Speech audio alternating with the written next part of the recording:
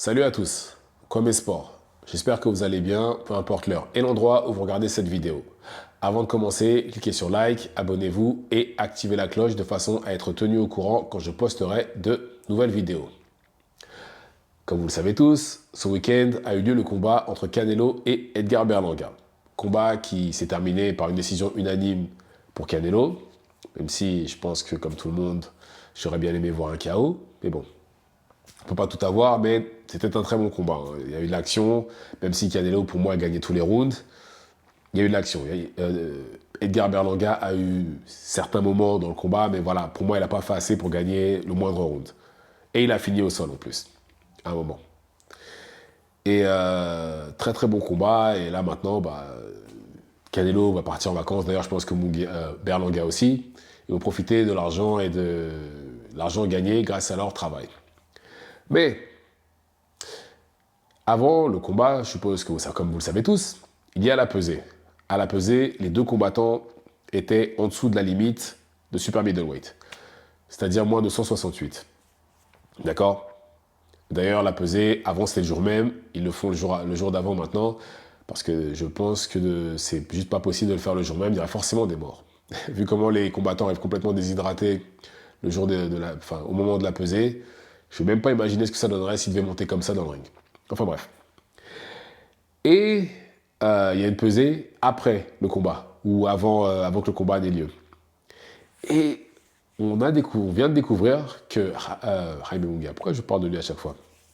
Que Edgar Berlanga s'est réhydraté au point qu'il était juste en dessous de la limite de cruiserweight, c'est-à-dire 2 catégories au-dessus de super middleweight.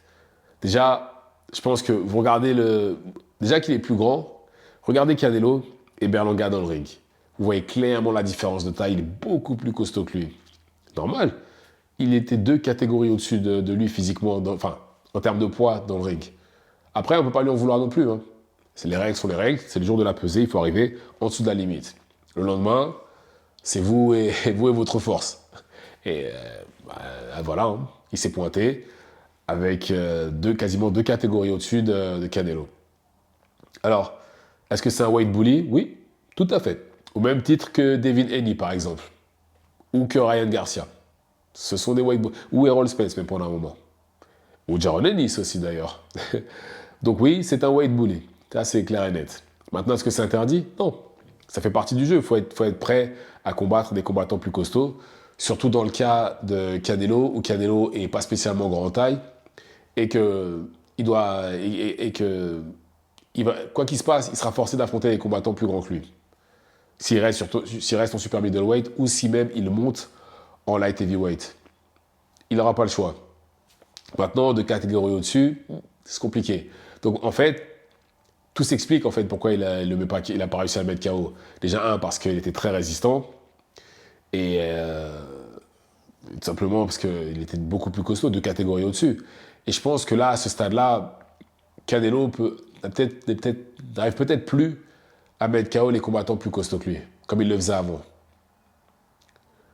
Et pour moi, et c'est ça le pire, c'est que normalement la puissance, c'est le dernier truc qui part chez un combattant. La vitesse, les réflexes, tout ça, ça part. C'est ce qui part en premier, vitesse, réflexes, tout ça. Mais ce qui reste jusqu'à la fin des temps, c'est la puissance.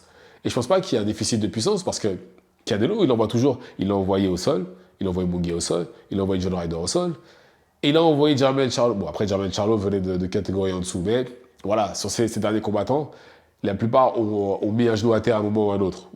Donc, c'est clairement pas un déficit de puissance. Après, c'est peut-être qu'il faut que Canelo les mette KO ses adversaires au début du combat. Peut-être. Je ne sais pas. Mais, c'est pas de ça qu'on va parler.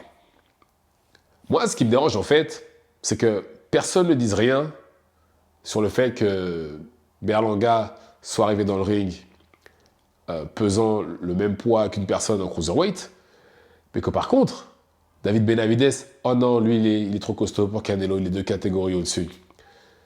En vrai, c'est pas sa catégorie, il devrait être dans une catégorie au-dessus. Faut savoir. C'est soit oui, soit c'est pour tout le monde pareil, ou soit non. Parce que là, théoriquement, Benavidez aurait pu être dans le ring avec lui. On aurait eu la même chose en termes de poids. La même chose. Après, Benavidez, c'est plus fort que Berlanga. Ça, pour moi, il n'y a pas de débat. Il n'y a pas de débat. Pour moi, il bat Berlanga, Benavidez. Et c'est ça, en fait, qui me dérange. C'est l'hypocrisie des gens qui disent non, non, non, il faut qu'ils prennent Terence Crawford qui vient de quasiment 3 catégories en dessous. Non, non, ça, il n'y a pas de problème. Par contre, quelqu'un qui arrive à faire la ligue, quelqu'un qui n'a combattu que dans sa catégorie, comme Benavidez, certes, Wade Bully, tout à fait, je ne dis pas le contraire, mais ça fait partie du jeu. Il faut accepter pour tout le monde. Certes, Wade Bully, mais jusqu'à ce qu'il monte en light heavyweight, il n'avait jamais combattu en light heavyweight, David Benavidez. Jamais. Donc, c'est pas comme si c'était quelqu'un qui descendait pour vraiment, enfin, même s'il a un avantage, quoi qu'il en soit, même s'il aurait eu un avantage, pardon, mais je sais pas. Moi, ça me dérange en fait que ce soit au cas par cas en fait. Je pense qu'à ce stade-là, il faut tout simplement dire voilà, que Canelo ne va absolument rien avoir à faire avec Benavidez dans le ring. Je crois qu'il va falloir se faire à cette idée-là et arrêter d'insister. Il va falloir arrêter d'insister. Aussi simple que ça. Parce que là, on cherche des explications ou des excuses pour Canelo, alors qu'en réalité, il ne devrait même pas y en avoir. Il ne devrait même pas y en avoir. Il veut juste pas l'affronter, c'est tout. Parce que Berlanga a fait ce que Benavidez aurait fait. Pas plus, pas moins. Et je crois qu'ils ont le même âge en plus. Donc c'est ni une question d'âge, c'est pas une question de poids, c'est pas une question de taille. Je pense que c'est plus une combinaison entre le poids et le fait que Benavidez pourrait éventuellement le battre.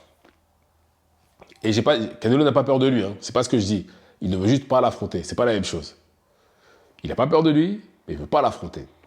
Ce qui n'est pas la même chose. Et c'est dommage parce que, à cause de ce genre de... En fait, ça ne me dérangerait pas si Canelo n'avait pas de ceinture. Je le répète encore une fois, je répète la même chose, mais si Canelo n'avait pas de ceinture, ok, c'est pas grave, il ne va pas l'affronter, il n'a pas de ceinture, tranquille. Mais là, Canelo a 3 des 4 ceintures.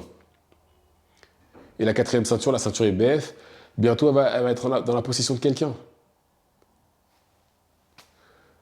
Donc bon, moi ça me dérange personnellement. Mais bon,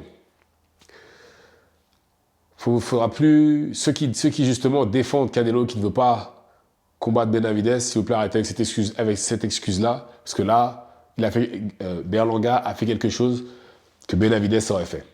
C'est tout ce que j'ai à dire. Dites-moi ce que vous en pensez dans les commentaires. Activez la cloche de façon à être tenu au courant quand je posterai de nouvelles vidéos. Et c'est tout pour moi. Ciao, ciao.